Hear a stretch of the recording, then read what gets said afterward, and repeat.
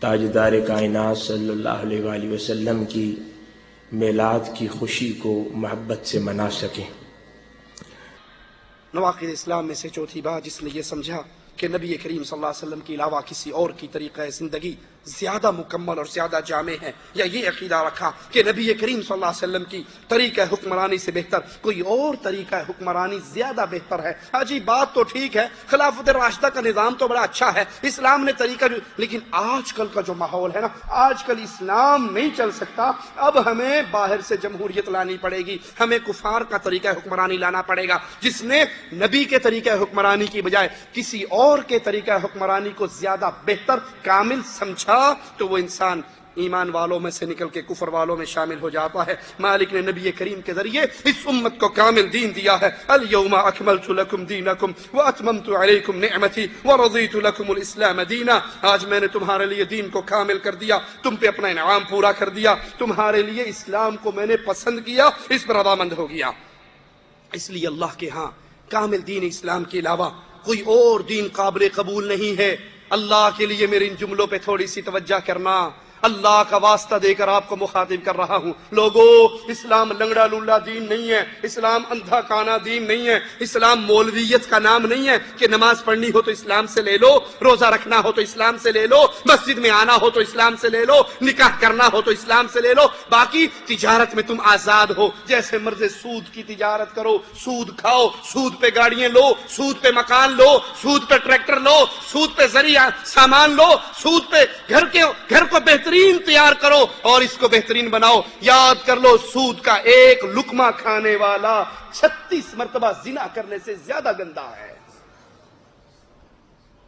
کہ اسلام لنگڑا لولا دین ہے، یہاں تجارت کا نظام نہیں ہے، یہاں حکومت کا نظام نہیں ہے۔ اب حکومت کا نظام لینے کے لیے ہمیں جمہوریت کی شریعت کو اپنے دین کے اندر داخل کرنا پڑے گا۔ نماز دین سے لے لو، روزہ دین سے لے لو، جمہوریت کہیں اور سے لے لو، معیشت کہیں اور سے لے لو، معاشرت کہیں اور سے لے لو، طریقہ تہذیب کہیں اور سے لے لو، شادی بیاہ کے طریقے کہیں اور سے لے لو۔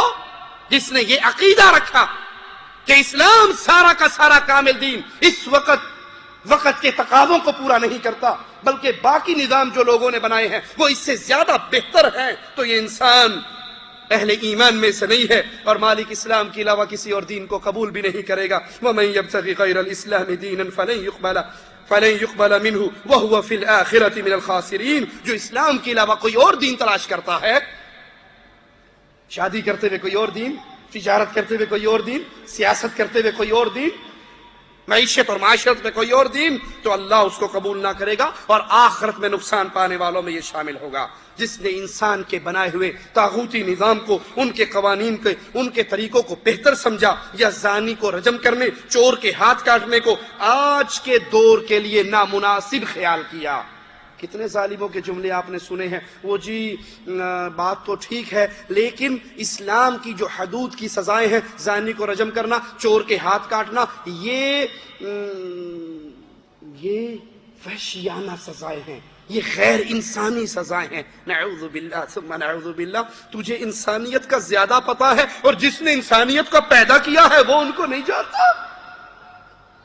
جس نے یہ سمجھا کہ اسلام کی یہ حدود کا نظام وحشیانہ ہے، ظالمانہ ہے، رجم کرنا ظالموں والا کام ہے، کوڑے مارنا ظالموں والا کام ہے، چوروں کے ہاتھ کاٹنا ظالموں والا ہے، یہ نامناسب ہے۔ اس کی بجائے جو لوگوں نے قانون بنا رکھے ہیں وہ بالکل جائز اور ٹھیک ہیں۔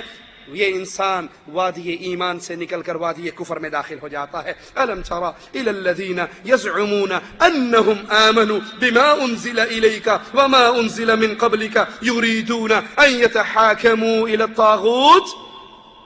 کیا آپ نے انہیں نہیں دیکھا جن کا دعویٰ تو یہ ہے کہ جو کچھ آپ پہ نازل ہوا ہم اس پر ایمان لے کر آئے، جو آپ سے پہلے نازل ہوا اور ہم ان پر ایمان لے کر آئے، لیکن فیصلہ کرواتے ہوئے یہ طواغیت کے پاس جاتے ہیں، طاغوت کی عدالتوں میں جاتے ہیں، غیر اللہ کے بنائے ہوئے نظام اور ان کو لاگو کیے ہوئے نظاموں سے اپنا فیصلہ کرواتے ہیں۔ وَقَدْ أُمِرُوا أَن يَكْفُرُوا بِهِ، اور ان کو تو اللہ نے حکم دیا تھا کہ تم ان نظام کو، طاغوت کی عدالتوں کا انکار کرنا، ان نظاموں کا انکار کرنا اور اللہ کی اتارے ہوئے قانون کے مطابق فیصلہ کرنا۔ وَيُرِيدُ الشَّيْطَانُ أَن يُضِلَّهُمْ ضَلَالًا بَعِيدًا، اور شیطان تو چاہتا ہے انہیں بہکا کر دور کی گمراہی میں ڈال دے۔ قرآن حکیم کی ایک اور آیت پہ غور کیجئے، فلا وربک لا یؤمنون حتی یحکموک فیما شجر بینہم ثم لا یجدوا فی انفسہم حرجا مما قضیت ویسلموا تسلیما۔ مالک اعلان کر رہا ہے، فلا وربک، تیرے پروردگار کی قسم، لا یؤمنون، یہ مومن نہیں ہو سکتے۔ کب تک؟ حتی یحکموک فیما شجر بینہم، جب تک اپنے ہر جھگڑے میں، ہر مسئلے میں، ہر اختلاف میں فیصلہ اے محمد کریم صلی اللہ علیہ وسلم آپ سے نہ کروا لیں، اور فیصلہ کروانے کے بعد ثم لا یجدوا فی انفسہم حرجا مما قضیت، جو فیصلہ آپ کر دو، آپ کے فیصلے کے خلاف دل میں ان کے نفرت بھی نہ آئے، وَيُسَلِّمُوا تَسْلِيمًا، اور اس پہ عمل کر کے بھی دکھائیں۔ اگر یہ آپ کو فیصل مانے، آپ سے فیصلہ کروائیں، آپ کے فیصلے کے خلاف دل میں نفرت نہ آئے، اس فیصلے پہ عمل کر کے دکھائیں، اب یہ مومن ہے۔ اور اگر یہ چار کام نہیں کرتے، اللہ کہتا ہے تیرے پروردگار کی قسم یہ مومن بھی نہیں ہے۔